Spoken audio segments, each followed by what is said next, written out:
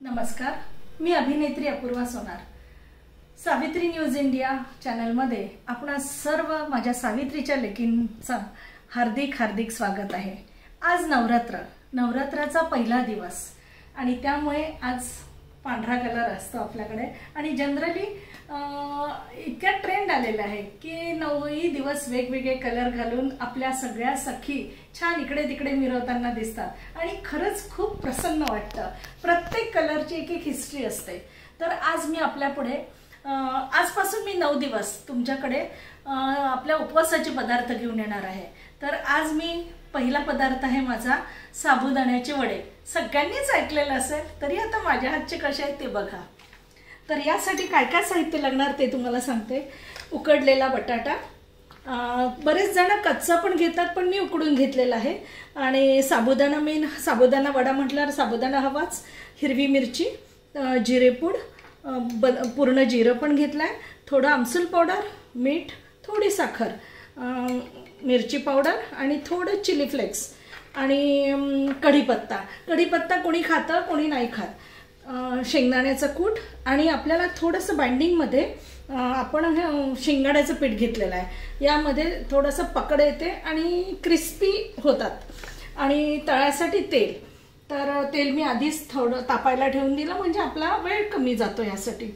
तर आपण हे पहिल्यांदा हे छान असे कुचकरून घेतो आहे। अगदी बटाटा मऊसर केलेला, अगदी थोडा जास्तच करून घ्यायचा म्हणजे त्याला पकड येते आणि आपण जेव्हा तो बॉल करतो तेव्हा तो घट्ट यायला हवा। तर हा असं छान कुचकरून घ्यायचा आहे। यामध्ये साबुदाणा मी छान धुवून रात्रीला भिजत टाकला तर खूप जास्त छान फुलतो तो। जर आपल्याला अगदी सकाळी करायचं काम असेल तर रात्रीलाच भिजत टाकायचा म्हणजे मग रिस्कच नको।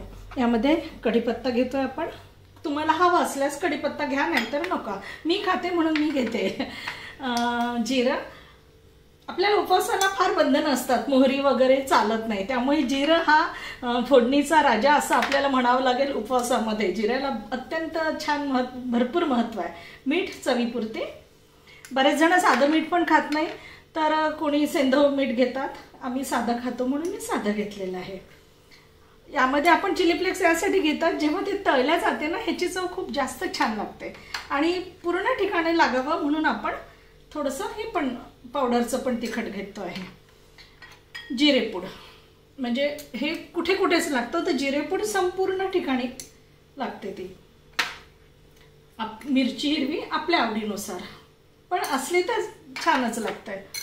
आणि ह्यामध्ये आपल्याला थोडंसं शेंगदाण्याचा आपण कूट घेतो आहे, एक हात कमी घ्यायचा, 1 हात चमचाच।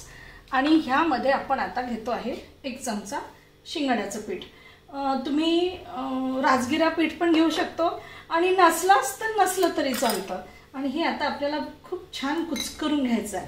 हे असं हातानेच कुचकरायला लागेल कारण आपल्याला याचे वडे थापून घ्यायचे आहेत।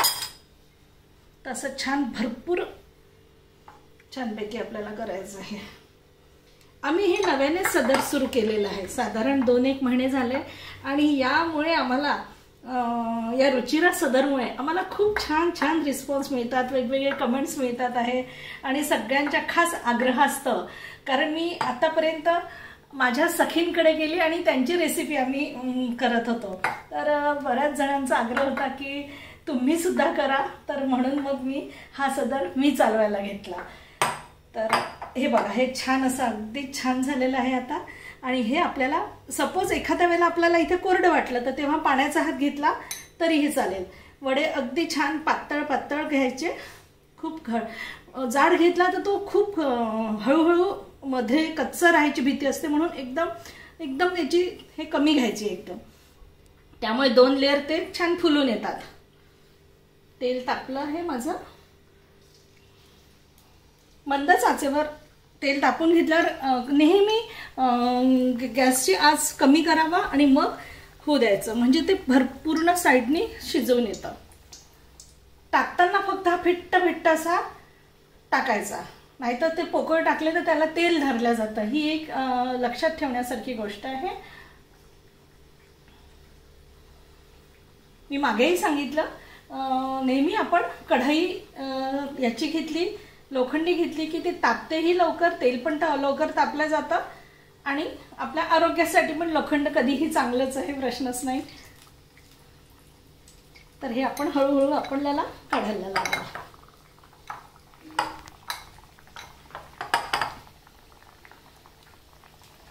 आता थोडा हाय केलं तर चालेल. टाकल्या याला कधीच कुठल्याच तळलेल्या पदार्थाला टाकल्या डिस्टर्ब करायचं नाही, कारण मग त्याचा शेप पण बिघडतो आणि ते तुटण्याची पण भीती असते. आपला छान असा होतो आहे. छान गुलाबी होईस तर तळू द्यायचा.